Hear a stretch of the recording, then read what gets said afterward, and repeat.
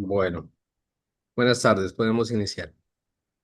Listo, entonces, muy buenas tardes. Entonces, el día de hoy, continuando con las charlas, vamos a hablar sobre tipos de osificación, más enfocados sobre endocondral intramembranosa.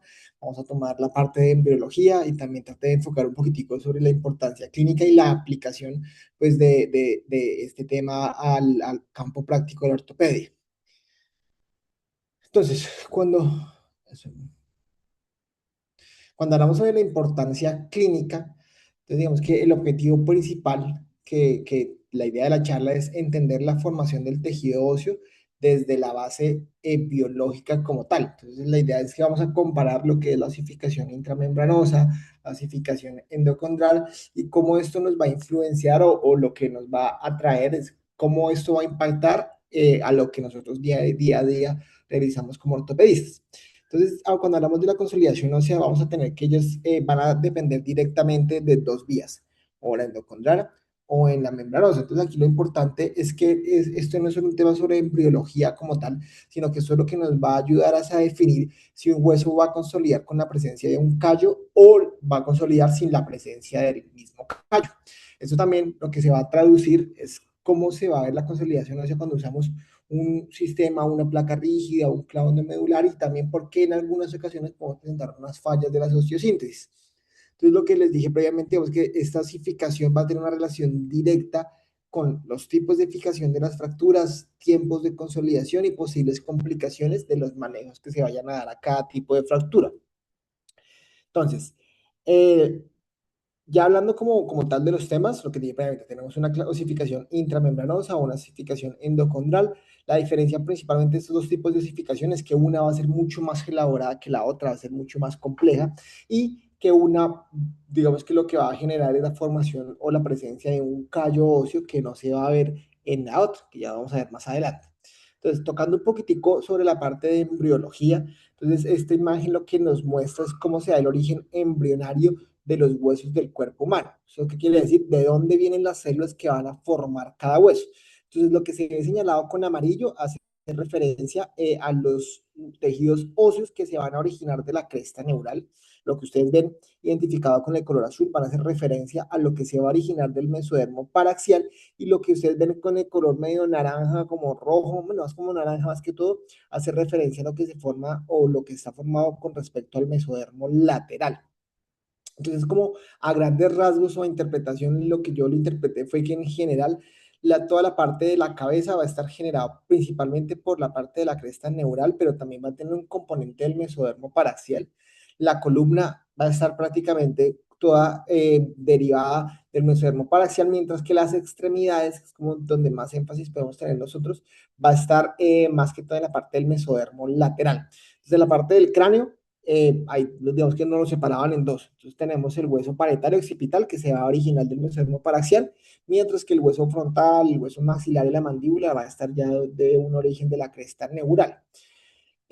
La parte de la escápula y la clavícula, entonces en general son huesos que van a tener un origen mixto, o sea, van a tener una mezcla tanto de cresta neural como de mesodermo lateral como de mesodermo paraxial. Entonces, ¿esto qué nos va a decir? Lo que nos va a decir es cuando nosotros hablamos en la osificación en general de los huesos, la clavícula va a tener una combinación de ambos y va a ser el único hueso en general que va a tener una osificación tanto intramembranosa como, como endocondral como tal. ¿Listo? Entonces, cuando hablamos en esta parte también hablaban algo muy importante y es que la cresta neural va a favorecer toda la parte del RUN X2 que ya vamos a ver más adelante que va a tener una aplicación, una importancia más que toda nosificación intramembranosa, mientras que el mesodermo va a favorecer inicialmente la parte del SOX9 que va a estar más llevado con la parte del endocondral que es la osificación que tiene la formación de un cartílago previo. Entonces, las diferencias centrales del artículo de la literatura que revisé hablaban de que la intramembranosa se va a formar sin cartílago, va a estar realizado por una acción osteoblástica directa y el factor principal para esta activación de la osificación intramembranosa va a ser el RUN X2, que ya lo hemos visto en charlas previas. Y clasificación endocondral ya va a estar dado con la presencia de un cartílago. Usualmente vamos a tener un plantilla, un molde cartilaginoso previo a la formación del tejido óseo y digamos que principalmente va a estar regularizar, lo va a regular principalmente el SOX9. Entonces aquí lo que nos evidencia es como una mapa de la diferenciación celular. Entonces esto lo que nos explica es cómo una célula mesenquimal puede ir hacia una línea condrogénica, o sea, cartílago y una osificación endocondral, o puede ir hacia una línea osteogénica, hueso intramembranoso. Entonces, de general, lo que ustedes ven en la parte superior es la línea condrogénica. Entonces tenemos que la célula mesenquimal va a estar influenciada por el SOX9. Esto lo que va a generar es un condrocito que inicialmente va a estar en reposo, después se va a generar un condrocito proliferativo, luego se forma un prehipertrófico, luego un condrocito hipertrófico y por último ya la apoptosis o a una transformación a osteoblasto que ya lo vamos a ver más detallada más adelante. Mientras que ya la línea que ustedes ven en la parte de abajo ya es la línea osteogénica. Entonces lo que tiene es que tenemos la célula mesenquimal, la activación del RON X2 empieza con una célula osteoprogenitora, se forma un preosteoblasto, un osteoblasto maduro y pues lo que hemos visto ya los previas, este osteoblasto maduro una vez culmina sus actividades, llegan como al osteocito que es como una célula ahí final que se queda circundante dentro de la matriz ósea que pues él se encargó de secretar. Entonces lo que hablaban acá principalmente era que el RON X2 era el iniciador de la osteogénesis. El SP7, o también llamado Osterix, se va a encargar de la maduración. Y hablaban de factores reguladores como la osteocalcina, la esclerostina, que pues se encargaban de regular toda esta cascada que ya nos hemos visto previamente. Entonces, en cuanto a las diferencias funcionales, hablamos que la osificación endocondral es mucho más adaptable, mucho más biológica y en general va a depender de su ambiente, mientras que la osificación intramembranosa es mucho más directa y va a ocurrir como en condiciones estables. Entonces, traducción, la osificación endocondral él se adapta a la biología, o sea, vamos a ver que usualmente va a ser como una reacción a la hipoxia, mientras que la osificación intramembranosa es mucho más rápida, más directa, y entonces su proceso de osificación es mucho más, por decirlo de una u otra forma, más simple que la osificación endocondral. Entonces ya tocando a fondo cada uno, vamos a empezar primero por la osificación endocondral. Entonces, como tal, la osificación endocondral, ellos nos lo dividen en 7 pasos. Entonces, el primero es la condensación mesenquimal, el segundo es la diferenciación condrogénica, el tercero es la formación del pericondrio, el cuarto es la hipertrofia condrocitaria, el quinto es la apoptosis más la invasión vascular, la sexta es la formación ósea y la séptima es la remodelación. Entonces, por eso era que les decía que la osificación endocondral es mucho más compleja que la osificación intramembranosa, que ya la vamos a ver más adelante, pero tiene mucho menos pasos para generar esta osificación. Entonces, vamos a empezar con el primero. Todo en general, o sea, el primer paso va a ser la condensación mesenquimal. Entonces, lo que va a generar es que estas células van a aumentar su adhesión y van a empezar a formar como un nicho donde se va a desarrollar este tejido óseo. Entonces, lo que va a generar usualmente es que la clave de esto es la hipoxia, porque va a entrar la acción de la HIF1 alfa, que es la proteína factor inducible por hipoxia. Ella lo que va a hacer es que va a estimular al SOX9 y lo que va a hacer este SOX9 es lo que les dije previamente, va a hacer que esta célula mesenquimal se vaya sobre toda esta línea condrogénica. ¿Listo? Entonces, posteriormente se va a generar un aumento de la adhesión celular por medio de la N-caderina y la fibronectina, y pues el ambiente hipóxico que les dije previamente va a favorecer la actividad de la proteína del factor inducible por hipoxia para que se genere el SOX9. Entonces ya tenemos como tal el SOX9 activo, lo que va a generar es que el SOX9 va a empezar a estimular la formación del condrocito, va a empezar un aumento de producción inicialmente de colágenos tipo 2 y de proteoglicanos, y lo que va a suceder es que el SOX9 se va a encargar o va a inhibir el RUN X2 para que no se vaya sobre la línea osteoblástica, sino que se encargue más que todo de la línea, sobre la línea condrogénica.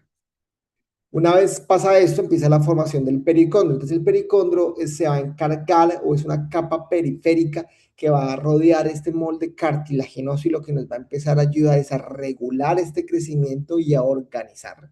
Y algunas células aquí ya empiezan a diferenciarse hacia osteoblastos que van a estar en la parte final de la formación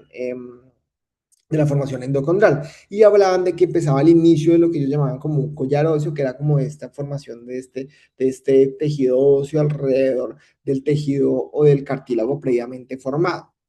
El cuarto paso ya sea la hipertrofia condrocitaria. Entonces aquí lo que se va a generar es que los condrocitos ya con una etapa más avanzada van a aumentar de tamaño. Esto va a empezar a aumentar la expresión de colágeno tipo 10 y el factor de crecimiento endotelial vascular.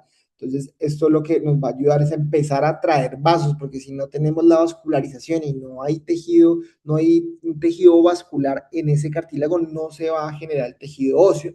Empieza ya la preparación de la mineralización por medio de los osteoblastos y este cartílago se empieza como a convertir en un tejido proangiogénico para que lleguen todos esos tejidos sin la vascularización y empiece ya la parte de la mineralización. Ya el quinto paso ya es la apoptosis y la invasión vascular. Entonces lo que va a generar aquí es que los condocitos ya después de toda su etapa van a empezar a morir y van a dejar como unos espacios entre brazos, entre vasos y las células óseas. Entonces digamos que este es como el punto de transición en el cual empiezan a entrar los osteoblastos y empieza a generarse la actividad ya de los osteoblastos. Entonces empieza como, es como la transición entre ya el cartílago previamente formado y ya del tejido óseo. Y se genera pues ese cambio ahí. Ya el sexto paso es ya la formación ósea, entonces ya en este paso sí aparece como tal el tejido óseo, ya se empieza a generar el RUNX2, baja considerablemente la acción del SOX9, ya empieza los osteoblastos a depositar toda esta matriz ósea sobre el borde cartilaginoso que se formó previamente, ya empieza todo pues la parte del depósito del colágeno tipo 1 y ya se forma el tejido óseo primario. Y ya por último, pues ya es la remodelación, que ya es como la parte final, en la cual ya hay un equilibrio ya de los osteoclastos, de los osteoblastos, y empieza esta remodelación continua del tejido óseo. Entonces, este es como a grandes rasgos cómo se da la osificación endocondral. Entonces, la vía A es la condensación, entonces las células mesenquimales son las que se van a agrupar, van a aumentar la adhesión celular para que se forme como tal este tejido óseo. Ya el grado B, la imagen B, ya es que ya las células se comprometen a hacer condrocitos y empiezan a formar todo este molde cartilaginoso. El lado C, pues ya es la formación del pericondrio que va a encargarse de rodear este cartílago y nos va a ayudar a controlar el crecimiento y la organización. Ya la imagen tipo, la D, ya es la diferenciación y cómo se va a dar su mecanismo. Entonces ya son las zonas del cartílago que hablaban de que teníamos varias zonas. Entonces hablábamos de que teníamos unas zonas de reservas, zonas proliferativas, zonas prehipertróficas y zonas hipertróficas. Entonces esto lo que nos hablaban era de en qué etapa estaban los condrocitos según en cada zona.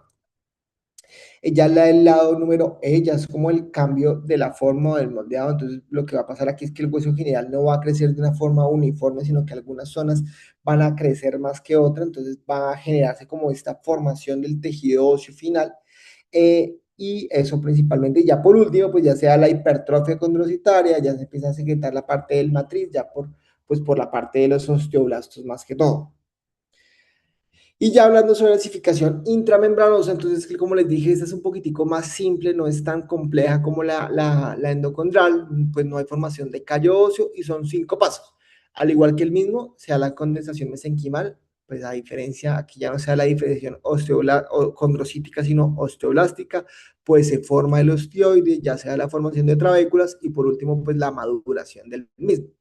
Entonces, primero la condensación mesenquimal, entonces, pues por eso es similar a la de la osificación endocondral, no se activa la vía condrogénica, aquí lo que hace es un aumento de la adhesión celular, un aumento también de este ambiente hipóxico, o sea, los dos comparten como ese factor muy importante ahí, se genera la diferenciación osteoblástica, entonces el RUNX2 va a encargarse de la diferenciación hacia la línea osteoblástica, mientras que el SP7, que fue el que les mencioné previamente, también llamado Sterix, actúa como un factor de transcripción que se va a encargar es de la maduración de la línea osteoblástica y va a inhibir como que esta proliferación sea inmadura y va a regular también la creación del tejido óseo y ya pues el depósito del colágeno tipo 1.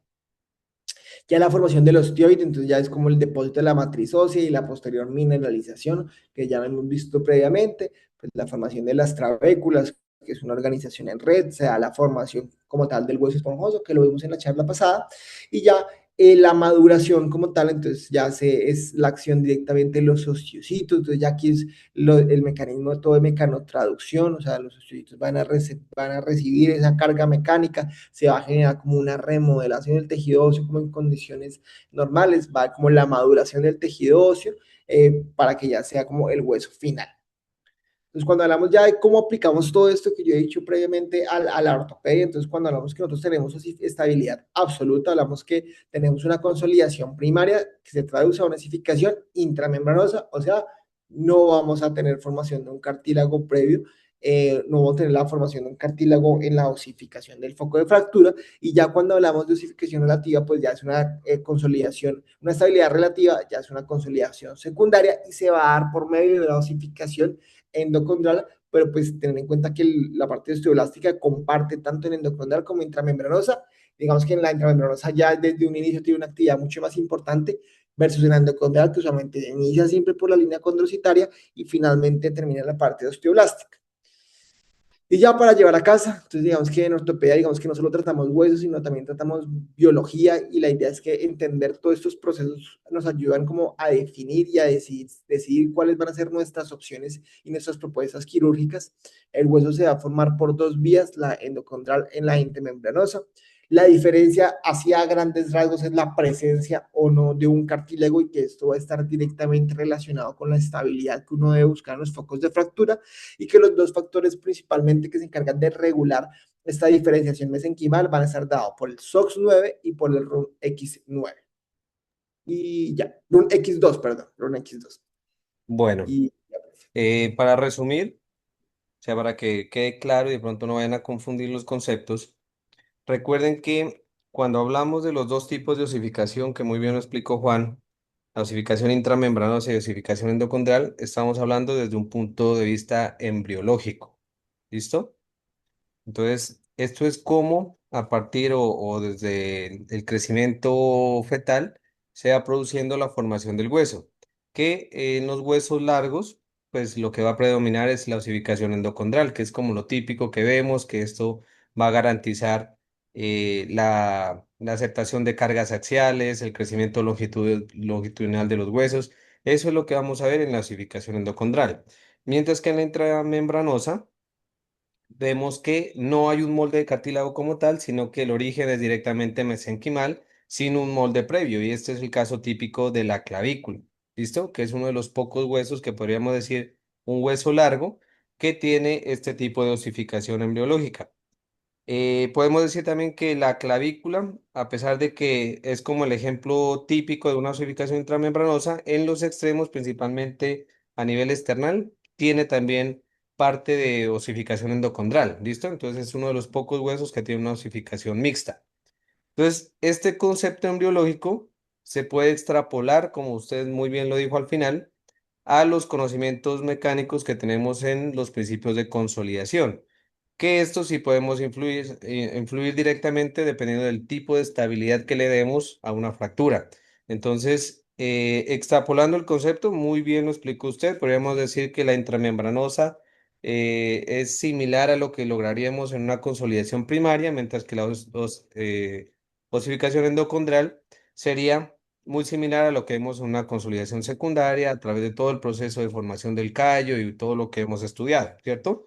Pero para que les quede claro, son dos conceptos que se extrapolan, pero que dependiendo del concepto, del contexto, se debe utilizar el uno o el otro. Si estamos hablando desde el punto de vista embriológico, hablamos de osificación intramembranosa y endocondral, mientras que si estamos hablando de estabilidad y de consolidación de una fractura, hablamos de consolidación primaria y secundaria. ¿Listo? sí, señor. Entonces, en esta parte embriológica, pues no podemos influenciar. Eso, como usted lo mencionó, está dado por un componente genético muy importante a tener en cuenta, el RUNX2, el SOX9, sí, la vía del WNT, son fundamentales para definir qué vía de osificación presentan los huesos en su parte embriológica, mientras que en la parte de la osificación en fracturas sí depende del tipo de estabilidad que le demos pues a nuestro constructo. ¿Listo? Muy bien, Juan. Lo felicito. Gracias, profe. Listo, espérame, ya comparto la Angelita.